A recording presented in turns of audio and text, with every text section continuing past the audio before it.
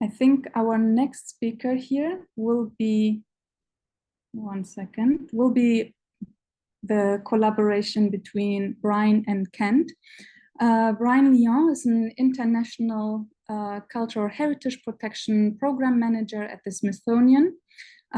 Together with his team, he has implemented several projects in Iraq, including capacity building and courses and training at the Iraqi Institute of Conservation of Antiquities and Heritage in Erbil, and especially post-ISIS recovery efforts at Mosul Cultural Museum and the ancient archaeological city of Nimrud.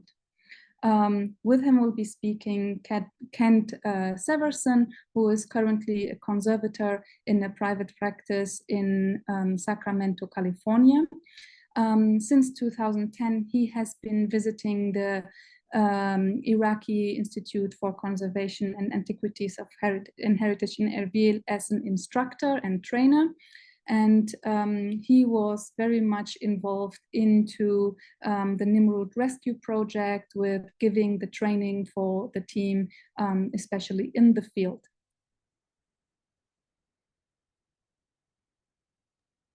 Well, thank you, Lana. And as Mr. Kent is getting the slides together, I'd like to thank you, Lana, and Mohammed and Amanda and everyone at TARI for sponsoring this and for hosting this event. It's, as you said, very important to the future of Nimrud that we take a look at the work that has been recently done and think about how that might inform future work and future progress.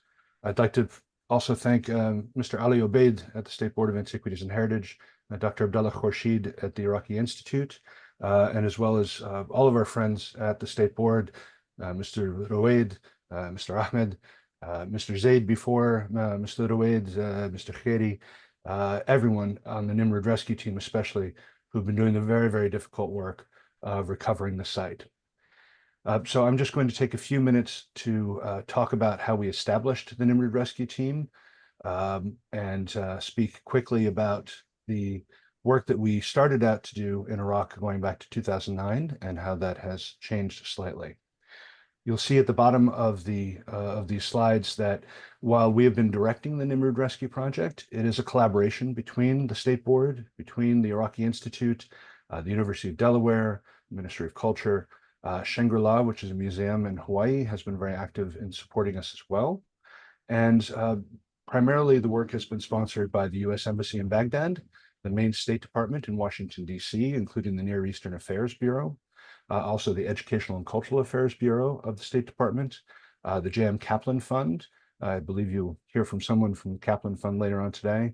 The Bank of America and others have all supported this idea of establishing a team to rescue Nimrud. Now, hopefully, in looking at the attendee list, I see many, many names that are friendly to me, and I thank all of you for being here. So many of you, of course, are aware of the Iraqi Institute for Conservation of Antiquities and Heritage, which was established in 2009. And it's something that we started out working with an NGO originally, myself and my colleague Jessica Johnson, who is also on the call today. And throughout the years, we have worked for NGOs and universities as partners at the Institute. Many international organizations have led courses at the Institute. And since 2016, the Smithsonian has been the lead partner in implementing courses there. But I want to focus just on when we started the Nimrud Rescue Project was the beginning of 2017. We did training, which Kent will speak to here in a moment. But then these rescue seasons that others will talk about, Mohammed, Mr. Rowaid will talk about in a moment. You see here how we've supported those over time, as well as other projects. So on behalf of everyone at the Smithsonian, Dr. Richard Kieran, Ms. Jessica Johnson, who I mentioned, Ms. Corey Wagner, Dr. Catherine Hansen, and myself, and of course, Mr. Kent, we all thank you so much for all of your support over the years. And we're excited to talk more about how we supported our Iraqi colleagues in the establishment of the Nimrud Rescue Team. Thank you again. Mr. Kent? Thank you, Brian. The site of Nimrud needs no introduction to this audience.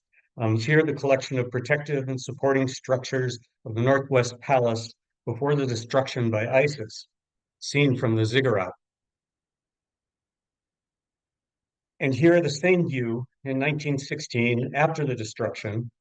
The devastation was phenomenal.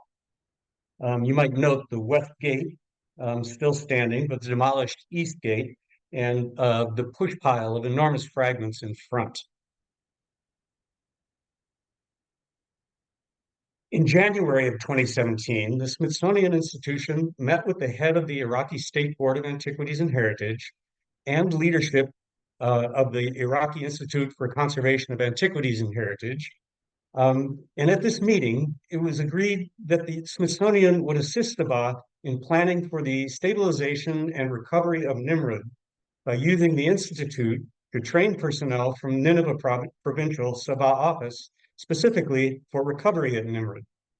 This was largely facilitated by Dr. Richard Curran, seen here, then Smithsonian Acting Provost and Undersecretary for Museums and Research, together with representatives of the Iraqi State Board of Antiquities and Heritage, SBAH, UNESCO, and ICROM.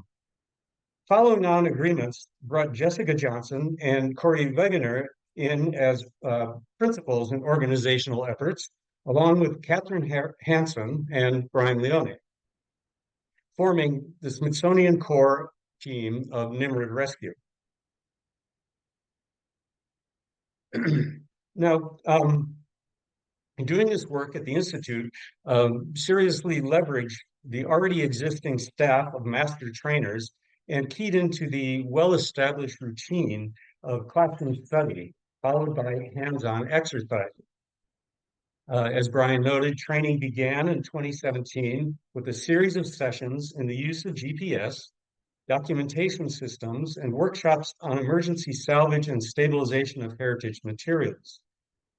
These sessions included the establishment of a digital archive of all Nimrud-related images and documents, photographic documentation, and the use of GPS, as I mentioned, as well as first aid training and the training and recognition of unexploded ordnance and other remnants of war. And here we see Corey and there's Sarab in the lower left and Catherine Hansen in the lower right. We were fortunate to have two key members from Nineveh who had previously been participants in coursework at the Institute, Mr. Zaid and Mr. Saad. I joined the team in July of 2017 to provide training in safe handling of sculptural fragments. And actually, we ran two of those courses, training over 40 staffers from Nineveh province. After time in the classroom, we took these skills outside to practice in the backyard of the Institute. And here you see one of these exercises in the system for post-disaster recovery, where a grid is laid over the material, which allows you to record the location of these objects in three-dimensional space.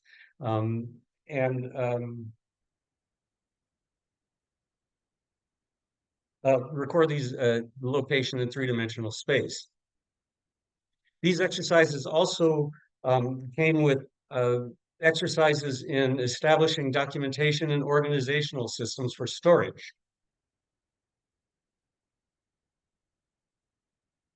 We acquired some rudimentary lifting equipment, like this small portable crane, straps, and various other equipment, and took those out in the back and practiced rigging dummy objects like these blocks of stone. Here, a tripod, a simple tripod, practicing in the backyard.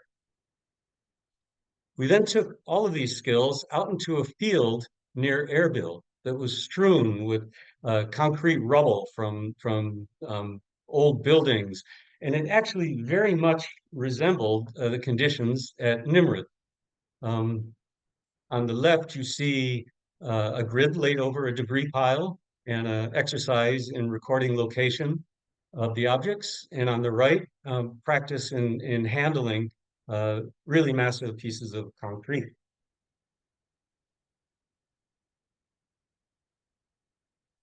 Finally, on September 17th of 2018, the Smithsonian team was first able to visit Nimrud. And I have to say, it was a breathtaking experience to see this for the first time. And what was particularly striking was the scale of the destruction. So part of the training I provided to the Nimrud rescue team included a session on the particular solubility of this stone, Mosul marble. The stone from which the sculptures and inscriptions at Nimrud were made. And what you see in this slide is what erosion looks like after a relatively short time exposed to the weather. And this, it's the beginning of the end. This is what the real destruction in Nimrud, or not the real destruction, but the next phase of destruction looks like. And in visiting the site, we realized quite quickly that it would take decades to recover all these fragments, and that a certain amount of our focus needed to turn to covering and protecting them in the site.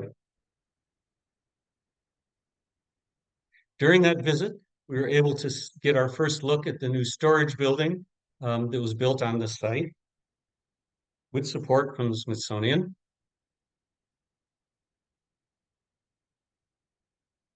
And following our September visit, the Nimrud rescue team undertook their first field season from 4 November to 13 December 2018.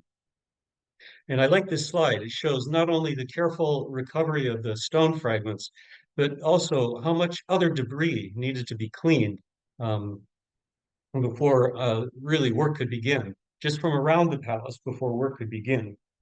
This was a watershed moment, really, representing the culmination of the Smithsonian and SBAH activities since the start of Nimrud Rescue in 2017. And Brian and I were fortunate enough to make another visit to the site on the very day where the first fragments of sculpture were recovered. So season 1 included recovery of some fairly large fragments, as well as documentation, photographic and written documentation. By the end of the season, they were lifting some fairly large pieces. Season 1 also saw some shoring and temporary covering of that push pile in front of the Northwest Palace. You see in the lower right, covered with geotextile, and on top of that, we reused some of the tarps kindly provided by UNESCO in their first assessment of the site. The team also organized, excuse me, yeah. So season 2 at Nimrud ran from October 2019 into January of the next year. And these two maps, the one on the left shows all of the areas that were cleared in season 2. And what this did was provide a perimeter so that more equipment could be brought up to start taking away some of the concrete debris that was left by the explosions. And again, season 2 focused a great deal of time on covering some of these materials to prevent erosion. Here you see the recovery of the 2 iconic fish gods from the Nabu temple, which were brought into the storage building, as well as removal of some of the concrete debris. By the end of season 2, they were able to bring in these trucks and cranes and do some of this work. Nimrud Rescue Season 3, August to December of 2023. Due to security concerns, none of the representatives, myself or Brian from the Smithsonian, have been able to visit Nimrud recently, but we have been sort of looking at their reports, their wonderful reports, and really it's amazing how much work is being done, has been done, and continues to be done at the site. It's unbelievable, and Nimrud Rescue Team should be congratulated in the strongest possible way. They've established storage units outside the storage building because there certainly is not enough room for everything. Everything documented, organized, and then duly covered to protect from the weather. And I think this is my last slide, because I think Mr. Mohammed will be talking about the seasons 3 and season 4 in greater detail. But this just gives you an idea of how much work has gone into this project and what wonderful work the Nimrud Rescue Team has done. And as Brian noted, it's a team effort. This is a list of the many organizations that contributed to Nimrud Rescue, and the successful work has happened up until this point. So thank you for your time. And I think we will have room for some questions afterwards.